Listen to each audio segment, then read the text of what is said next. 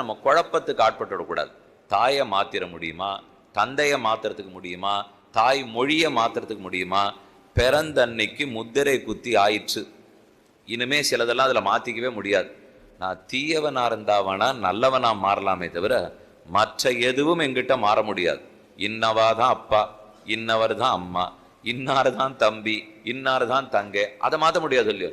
அதே போல என்னுடைய தாய் மதமும் என்னது தான், சனாதன தர்மமான மதம், வெகு நாட்களாக இருக்கிற மதம். இப்போ என்ன குறைச்சல் இருக்கு இந்த மதத்திலே? வாழ்க்கையினுடைய ஓரோரு அங்கத்தை பற்றியும் பதில் இருப்பது இந்த மதத்தில் தான். பொதுவாக சனாதன தர்மத்திலே ஒரு முக்கியமான கேள்வி வரும், ரெண்டு கேள்விகள்னு வச்சுங்களேன்.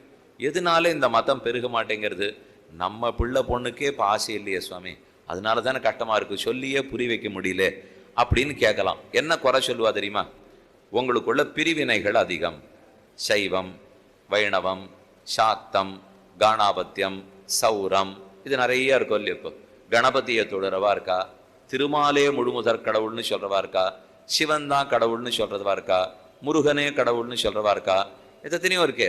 இதை போல ரொம்ப பிரிஞ்சு கிடக்கிறீங்களோ இல்லையோ, அதை சாதகமா பயன்படுத்திட்டு தான் மற்ற பேரெல்லாம் ரொம்ப மாத்தி விடுறார்கள்.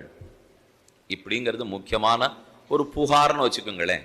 அது வாஸ்தவம் தான். ஆனால் நீங்கள் யோசிச்சு பார்க்கணும், ஒரு மரம் வளர்ந்துருக்கு, ரொம்ப நாளாக வளர்ந்துருக்கு. இப்படி தெருவோரமாக போயிருந்தால் நூற்றுக்கணக்கான வருஷம் கூட மரங்கள்லாம் இருக்கும்.